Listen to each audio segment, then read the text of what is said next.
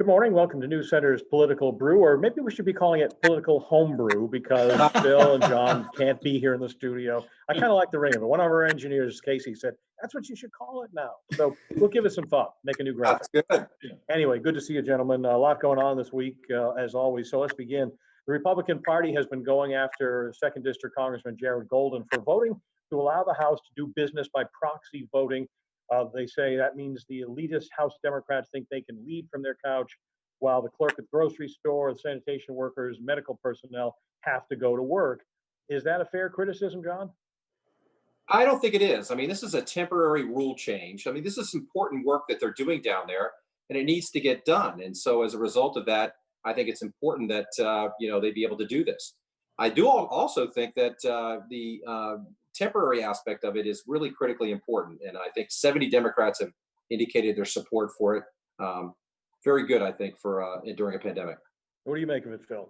Well, I see it very differently, Pat, and that's because these are representatives of the people. And as the Republican Party points out, there are many people in America who are going to work to serve us that are dealing with this virus. I don't see any reason why Congress shouldn't do it as well.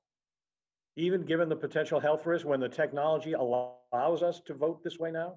Well, I understand that point, but there's also the role of the representative is to demonstrate to the people that you are connected to them. And as long as they're following the standards that have been established to wash their hands and stay 6 feet apart and so forth, I think they should live by the same standards that the people who are going to work by are.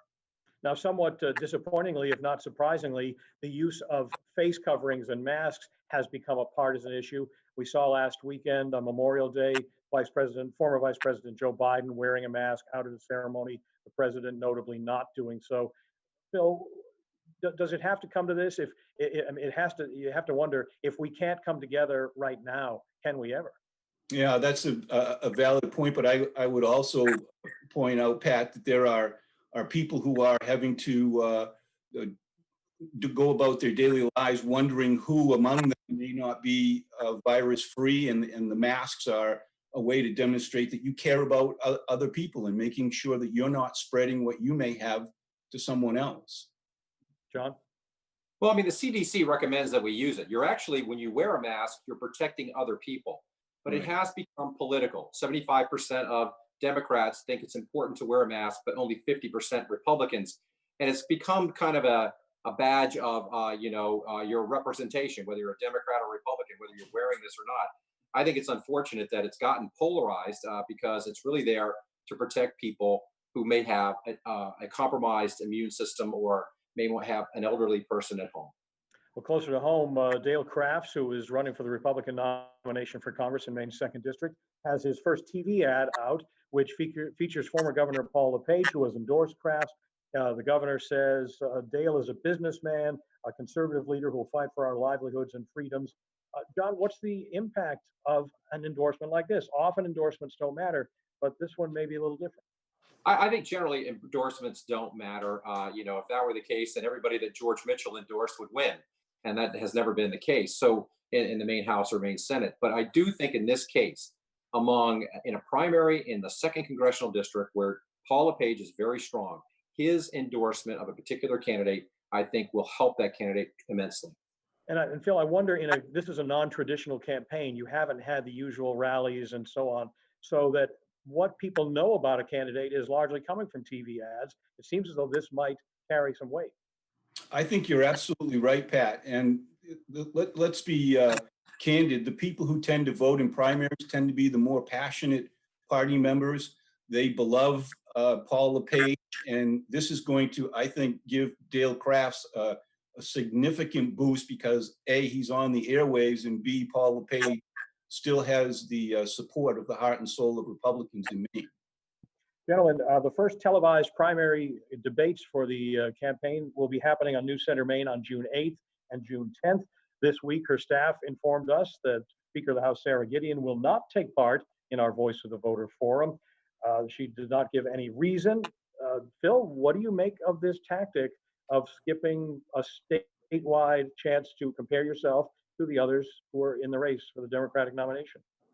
Well, I actually think this is probably a pretty strategically positive move for Sarah. She's got up on the airwaves. She's introduced herself to the state of Maine. She's had ads that contrast her and Susan Collins, and that by not participating in your debate, it enables her to not have to explain in any detail the policy differences between Susan Collins and Sarah Gideon, which I think most people will find are pretty remarkable. The difference between the two is something she probably wants to avoid.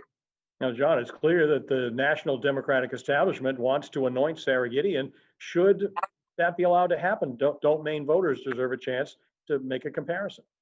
Well, they certainly do. I mean, I do agree with Phil in terms of the tactics or strategy, but there can be a fallout, and the fallout is that everyone wants to have a fair election where their candidate got heard, and if they can't go ahead and have a contrast, a comparison, there could be fallout, come the fall.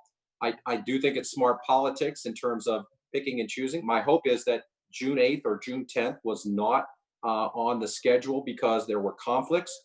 But I do think that, this is going to undercut to some extent what Sarah Gideon can argue about Susan Collins not showing up to town meetings. And I think that might come back to be the only concern that I would have for her. Now, in the Republican race for Congress in the 2nd District, former State Senator Eric Brakey has informed us that he will not take part. Now, he did give a reason, a spokesman did, saying, we will not be contributing to the governor's new normal, meaning this was being conducted by a Zoom meeting, as we're doing right now, and he felt we should hold it in person or not do it at all. So you might argue about whether that's a good reason or not, but that's a reason they're giving. Plus, they are now saying they have a conflict on that date, which was never disclosed before. But on the other hand, John, don't you think someone like Eric Brakey might benefit from being able to go on the air and say, I disagree with the governor's proposals. I'm taking part into this under protest? Yeah, I think that it's Eric. Eric, welcome to the 21st century. Zoom is here; it's not going away, and you need to start to learn to use these new social, instruments. I think you have missed an opportunity to get out and make your points, and also make your complaints about the governor's position on the pandemic. It's just a missed opportunity, and I think that it's not wise on his part. And Phil, you've got Adrian Bennett and Dale Crafts trying to make some political hay out of this decision. Sure. Why wouldn't they? It gives them some airtime and some contrast between Brakey and themselves. But I would also point out, Pat, I've come to admire you over the years for the way you handle these in-studio debates, particularly when there are multiple candidates and they're antagonizing each other, and you have this unique ability to keep the program flowing. I'm wondering how these candidates are going to be able to have these debates and arguments via Zoom compared to what it's like when they're actually in your studio. It's far from ideal. The platform obviously is not our first choice, but reality dictates, circumstances dictate that we do it this way. Matt Dunlap is encouraging people to use absentee ballots for the July primary as much as possible. He says it's easier and safer, and a lot of town clerks seem to agree that they would like to have smaller numbers at the polls. Phil, is that a good advice from the Secretary of State? Yeah, I think it is, and on top of that, the federal government I think sent Maine $11 million to deal with the virus, and I don't understand why he's asking for an appropriation from the federal government for like $3 million to conduct this election. John, what do you think? Good call? I think it's a good call to have the option of going in person if you want to, or staying at home and doing your absentee ballot is a great thing, because there are many, as we know, who are at risk in crowded places and should not. The elderly, those who are compromised with their immune system, they should not be out doing it, but we don't want to disenfranchise them. President Trump has been lashing out at social media this past week after Twitter fact-checked his unsubstantiated tweet that by mail voting leads to fraud, and there's no evidence of that. On Friday, Twitter labeled another Trump tweet about the rioting in Minnesota, citing a policy against what they call glorifying violence. John, does the president, is this strictly for his base, or does he reach anybody else with this kind of fight? Well, I think he's reached a number of people and has alarmed a number of people with some of his comments. You cannot scream. You have a right to free speech, but you can't scream fire in a crowded theater if there's no fire going on at all. So some of his statements have been very volatile and could lead some people to act on them, and that is why I think they have taken the steps they have at Twitter to limit or to fact check the president. It's long overdue. Doesn't mean he can't tweet, but it means he's going to be fact checked and held accountable. And Phil, the president and many others say, that the social media is trying to censor conservative speech. Do you buy that? Well, I wouldn't go as direct as conservative speech, but as John points out, we all have the right to speak, but it doesn't mean we have the right to be heard. And I think the bigger question, which I think we all, regardless of party affiliation, should want to delve into the solution, which is, are these social media outlets, are they publishing information or are they creating a platform? If it's a platform, then people should have the right to say what they wish.